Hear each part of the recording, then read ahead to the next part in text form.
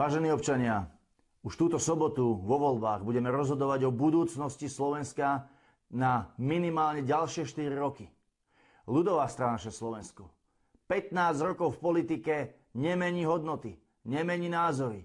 Vždy stojíme pevne za Slovenskom národným, kresťanským, sociálne spravodlivým a suverénnym.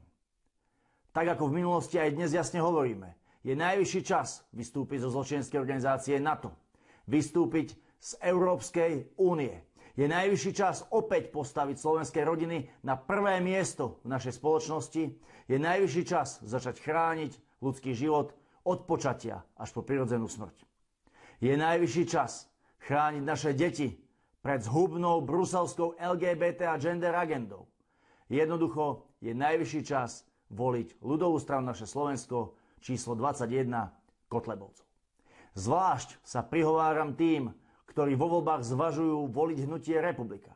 Toto hnutie vzišlo z ľudí, ktorí sa do politiky dostalo po našich chrbtoch a ktorí povedali, že chcú robiť rovnakú hodnotovú politiku, ale v inej forme.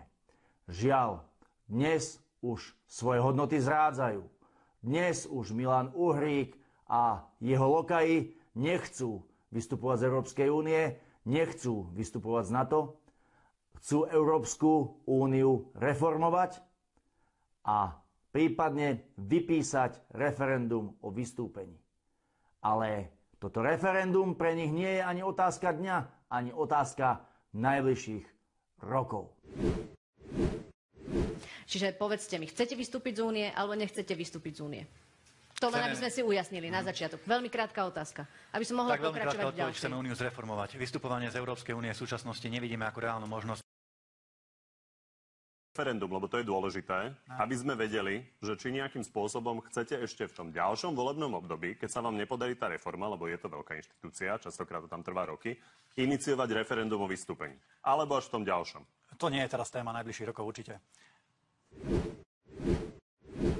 A Robert Fico, na ktorého vládu sa spoliehajú, preto, aby ich do tej vlády zobral, jednoducho zahodili svoju vlastnú tvár, im dáva jasný odkaz, že žiadne referendum o vystúpení z NATO a žiadne referendum o vystúpení z Európskej únie za jeho vlády sa konať nebude.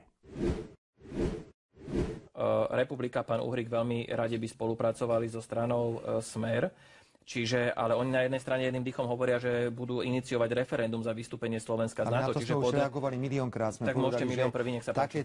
Takéto referenda my nikdy nebudeme ani podporovať, ani iniciovať. Ale keby to bol potenciálne váš koaličný partner? Ak vytvárate vládu, pán predseda, tak politická strana, ktorá vstupuje do vládnej koalície, musí opustiť 80% svojho volebného programu, inak sa nedohodne na kompromise, ktorý musí dohodnúť ako taký. Tak snáď nechcete odo mňa, ako človeka, ktorý podporoval referendum o vstupe do únie a vďaka nám to referendum bolo úspešné. O NATO sa teraz bavíme? Ktorý tlačil, pokiaľ ide o euro, pokiaľ ide o Schengen. Tak vy mi kladiete teraz detinskú otázku, či ja by som spolupracoval s niekým vo vláde, kto by inicioval referendum o vystúpení z Európskej únie. Samozrejme, že s takou stranou, alebo na to isté, to nejde jednoducho. Takúto politickú spoluprácu si neviete predstaviť. Neviete predstaviť. Čiže ak niekto chce ísť do vlády so Smerom, nemôže prísť takouto požiadavkou. Jednoducho to nejde, lebo sa na tom nikto nedohodne. To je jednoduchá odpoveď. Preto, vážení priatelia, tí, ktorí zvažujete voliť hnutie Republika, prosím, uvedomte si, že hlas pre hnutie Republika je hodnotovo stratený, hodnotovo vyhodený hlas. Pretože oni už nemajú žiadne jasné zásady, nemajú žiadne jasné ciele, len sa chcú za každú cenu dostať do vlády s Robertom Ficom, ktorý im ale nič také vôbec neumožní. Preto, priatelia, ak skutočne chcete Slovensko suverénne, hrdé, národné, kresťanské a sociálne spravodlivé, prosím zvážte, či aj vy nedáte svoj hlas Kotlebovcom, originálnej strane, ktorá je tu už viac ako 15 rokov a ktorá nikdy Slovensko nezradila.